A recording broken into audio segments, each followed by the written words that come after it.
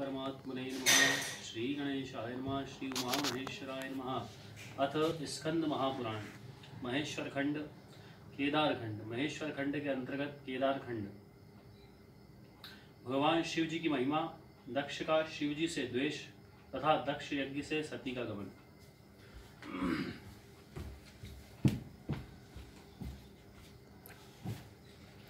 यस्याज्ञागत्या स्रष्टा विरिञ्चिन्ति पालको हरिः सहर्ता कालरुद्राख्यो नमस्तस्मै पिनाकिने।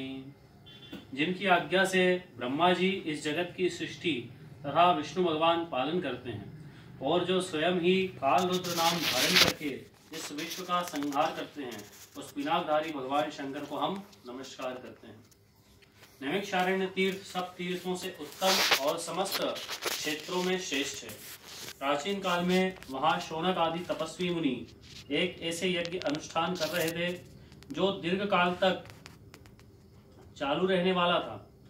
उस समय में दीक्षित सभी महर्षियों का सबके प्रति समान भाव था।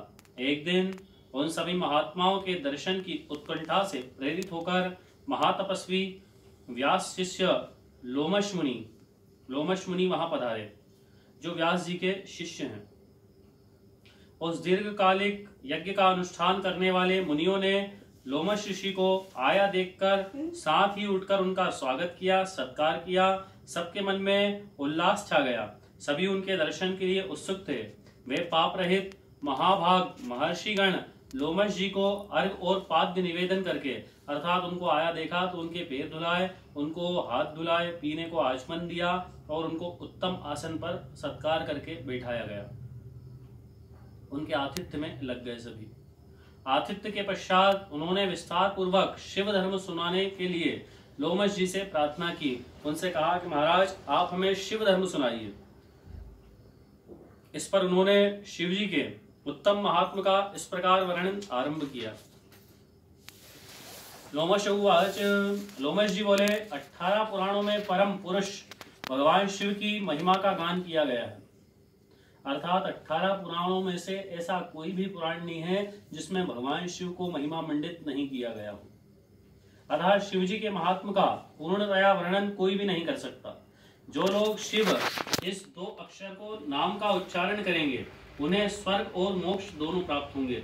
जो शिव शिव वाणी से उच्चारण करेंगे वो स्वर्ग और मोक्ष दोनों को प्राप्त कर लेंगे। पहले स्वर्ग का सुख भोग के, अंत में उनका आवागमन का चक्र खत्म हो जाएगा। इसमें तनिक भी संदेह नहीं।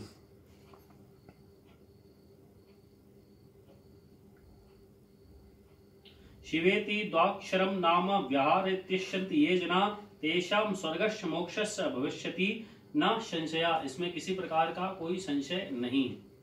महादेव जी देवताओं के पालक और सबका शासन करने वाले हैं। वे बड़े उदार ओगरदानी हैं। उन्होंने सबका सब कुछ दूसरों को दे डाला। जो अपना था भगवान महादेव ने अपना जो भी था, जिसने जो मांगा वो भगवान महादेव ने शिव जी के विषय में कहा, आशुतोष तुम अवडरदानी। अवडरदानी अर्थात उदार। जिसने जो मांगा उसको दे दिया, बिना सोचे बिना विचार करे दे दिया। तो भगवान शिव को इसीलिए ओगरदानी अवडरदानी कहा गया। सर्व कहे गए हैं जो सदा कल्याण करने वाले भगवान शिव का भजन करते हैं वे धन्य हैं। उन्होंने दूसरों की रक्षा के लिए विष भक्षण किया। भगवान शिव ने जगत कल्याण के लिए हलाहल विष को धारण कर लिया। दक्ष यज्ञ का विनाश किया, काल को दग्ध कर डाला और राजा श्वेत को संकट से छुड़ाया। उन महादेव जी की महिमा का वर्णन कौन कर सकता है। मुनियों ने पूछा, हे मुने, भगवान शिव ने कैसे विश्व भाषण किया तथा कैसे दक्ष का यज्ञ विनाश किया, ये सब बातें हमें बताइए। हमारे मन में वह सब सुनने के लिए बड़ी ही उत्कंठा है। मुनियों ने कहा कि भगवान ने जो विष को धारण किया, विष का भक्षण किया, वो कैसे किया, उसका चरित्र बताइए। कैसे यज्ञ को विध्वंस किया, दक्ष के यज्ञ को विनाश किया भगवान ने, उसके लिए हमारे मन में उत्कंठा है। तब लोमश जी बोले, विप्रगण, पूर्व काल की बात है। प्रजापति दक्ष ने परम श्रेष्ठी ब्रह्मा जी ने कहने से अपनी पुत्री सती का विवाह ब्रह्मा जी ने कहा और दक्ष ने अपनी पुत्री सती का विवाह भगवान महात्मा शंकर जी के साथ कर दिया। एक दिन वे ही दक्ष स्वेच्छानुसार घूमते हुए नैमिषारण्य में आए। अपनी इच्छा से घूमकर और नैमिषारण्य में पहुंचे। वहां ऋषि मुनियों ने उनका बड़ा आदर सत्कार किया। संपूर्ण देवताओं और असुरों ने भी स्तुति की और नमस्कार के द्वारा दक्ष का सम्मान किया। सम्मान इसलिए किया कि दक्ष ने अपनी पुत्री का भगवान शिव के साथ विवाह किया। शिव जो है कल्याणकारी देव का, शिव का अर्थ होता है कल्याणकारी। नमस्कार के द्वारा दक्ष का सम्मान किया, किंतु भगवान शंकर ने उनको प्रणाम नहीं किया। दक्ष ने जब इस बात की ओर लक्ष्य किया तब उनके मन में बड़ा क्रोध हुआ। वे प्रजापति ठहरे, अपमान कैसे सहते। उन्होंने तुरंत भगवान शिव के प्रति कटु वचनों की बौछार आरंभ कर दी। बहुत कड़वे वचन भगवान शिव के प्रति बोले। अहो, ये संपूर्ण देवता और असुर भी मेरे चरणों में मस्तक झुकाते हैं। श्रेष्ठ ब्राह्मण भी अत्यंत उत्सुक होकर मुझे प्रणाम करते हैं, परंतु वह शंकर दुष्ट पुरुषों की भांति मेरे सामने शीश क्यों नहीं झुकाता। वह भूत प्रेतों का स्वामी है, सदा प्रेत पिशाचों से घिरा रहता है, फिर भी अपने को महान समझता है।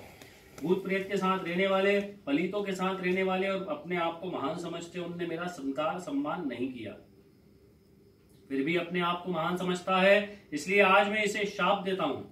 उद्यत हुआ हूँ।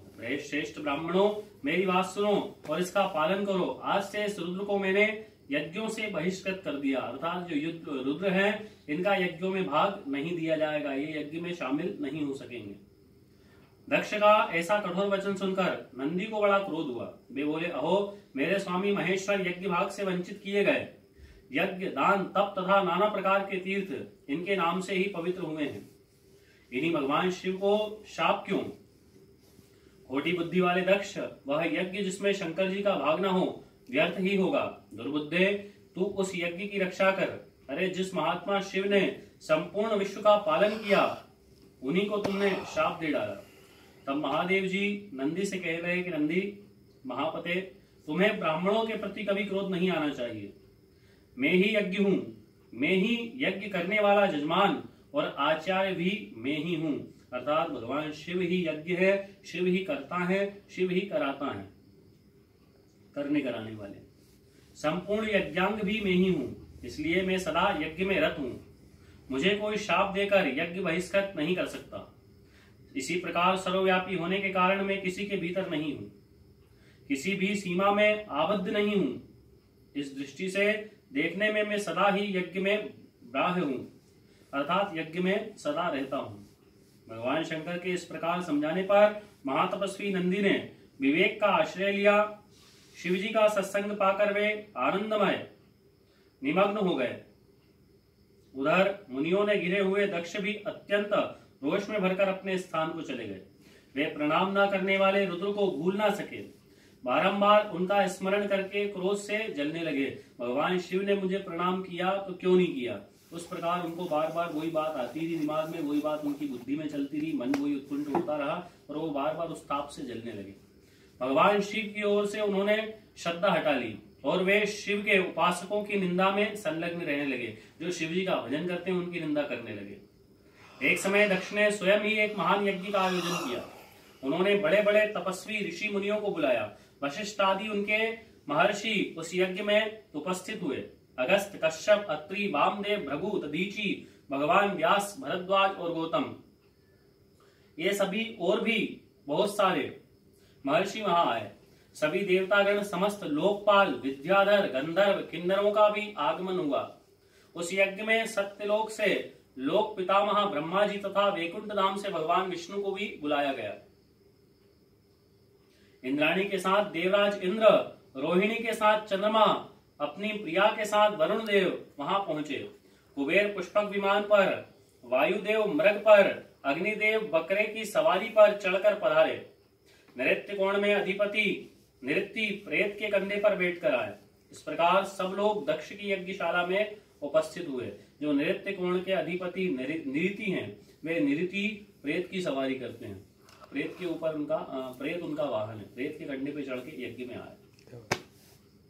इस प्रकार सब लोग दक्ष की यज्ञशाला में उपस्थित हुए। दक्ष ने सबका सत्कार किया। उसके वहां विश्वकर्मा ने बनाए हुए अनेक दिव्य भवन थे। वे सभी बहुमूल्य उपकरणों से सजे हुए तथा अत्यंत प्रकाशमान थे।